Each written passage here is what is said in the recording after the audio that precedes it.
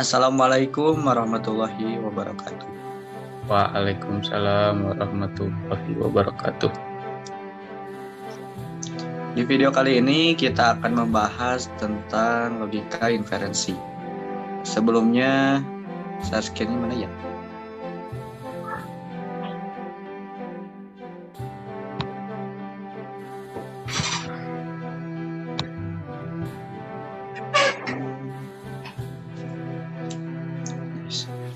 Sebelumnya di sini saya akan memperkenalkan terlebih dahulu pemateri yang akan memberikan materi pada sesi kali ini. Di sini pemateri pertama yakni Ahmad Busairi, yang kedua Muhammad Ilham Nurdiansa Al-Fajar, yang ketiga Muhammad Raihan Izharul Haq, dan yang terakhir saya sendiri Muhammad Fadilah Nurjaman. Demi mempersingkat waktu, marilah kita lanjutkan kepada pemateri pertama. Kepada Saudara Ahmad Busairi, waktu dan tempat saya persilahkan. Baik, terima kasih. Izinkan saya untuk menyampaikan mengenai logika inferensi. Sebelumnya, nama saya Ahmad Busairi dengan NIM 2021 0040175. Langsung saja kepada referensi mengenai inferensi logika. Inferensi logika merupakan suatu proses penarikan kesimpulan dari dugaan yang ada. Dari suatu proses penarikan kesimpulan, maka akan menghasilkan suatu argumen valid dan argumen invalid. Untuk menyatakan suatu argumen valid invalid, ada suatu langkah-langkah dari suatu premis yang menghasilkan konklusi. Apa sih suatu premis? Premis merupakan hipotesa atau asumsi, dan konklusi merupakan kesimpulan dari suatu hipotesa atau asumsi tersebut, yang mana akan menghasilkan suatu argumen valid dan argumen invalid. Kemudian, suatu argumen dapat dikatakan valid apabila semua premis itu bernilai benar atau tautologi, yaitu hasilnya true. Selain itu, invalid atau salah yang hasilnya false.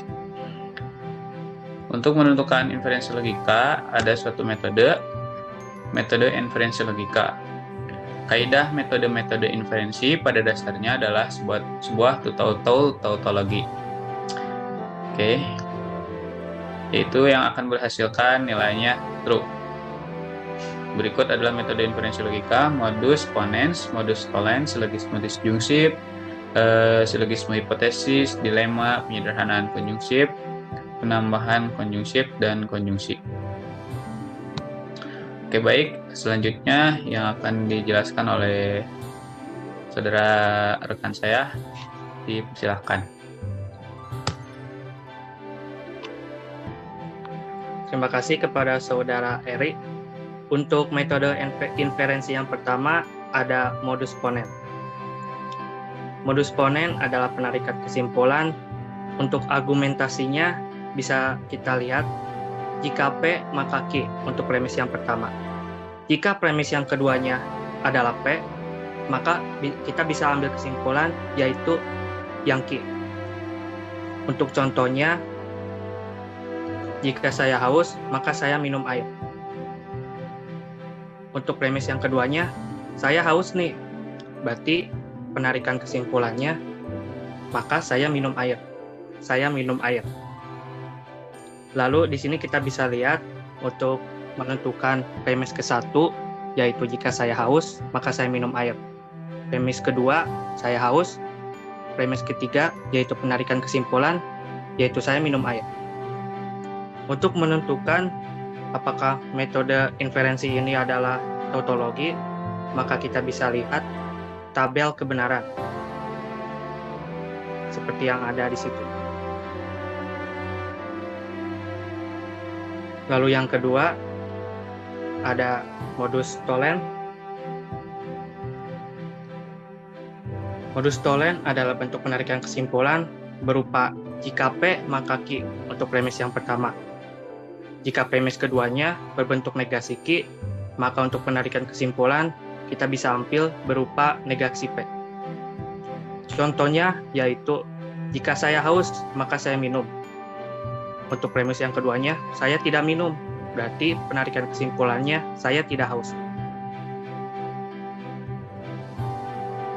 Yang satunya, jika saya haus, maka saya minum air. Premis kedua, saya tidak minum. Maka penarikan kesimpulannya, saya tidak haus. Untuk menentukan apakah modus tolen ini merupakan tautologi, maka kita bisa lihat tabel yang ada di situ.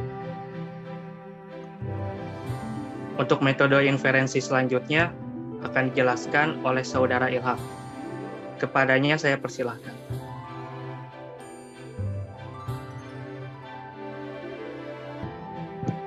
Baik, terima kasih atas memberikan waktunya. Di sini saya akan menjelaskan mengenai metode silogisme disjungtif.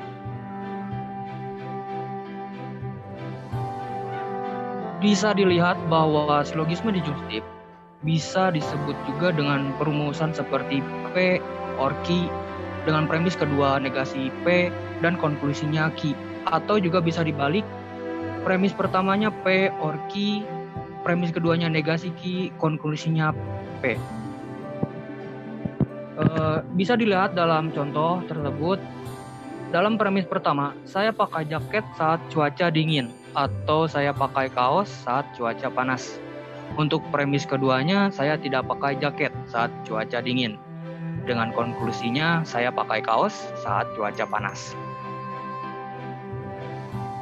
Saya pakai jaket saat cuaca dingin itu bisa disebut dengan P.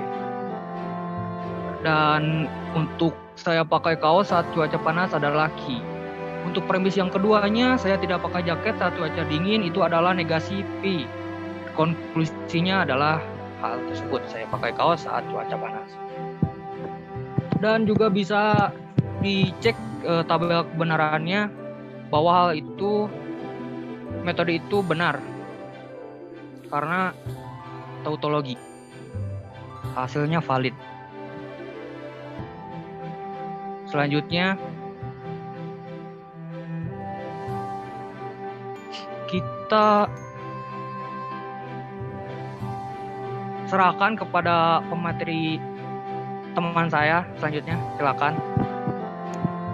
Baik, untuk yang selanjutnya itu mengenai konjungsi.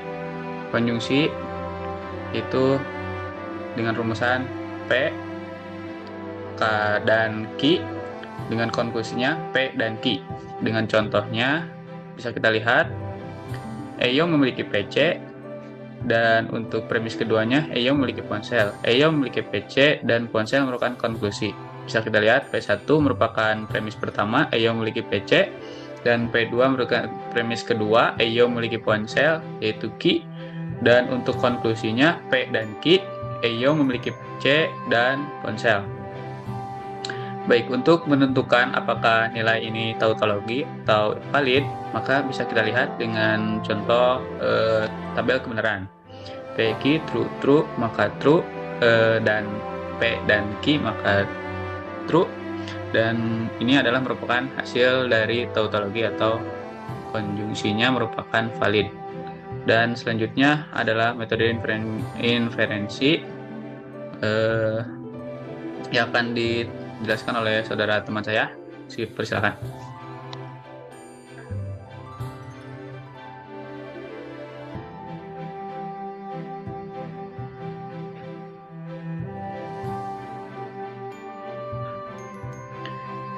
Saudara Muhammad Fadilah Nurjaman.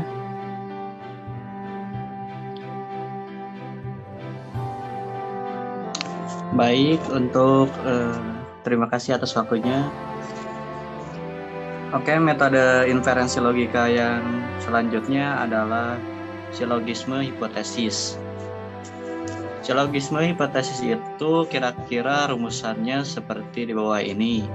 Premis yang pertama berbunyi P implikasi Q, premis yang kedua berbunyi Q implikasi R, dan maka konklusinya adalah P implikasi R. Untuk contohnya di sini premis pertamanya, jika hari ini cerah maka saya akan pergi. Nah, Premis keduanya, jika saya pergi maka harus mengambil uang.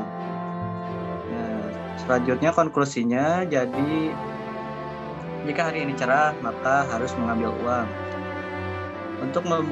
Untuk membuktikan hipotesis ini tautologi atau tidak, bisa dilihat dari tabel kebenaran berikut.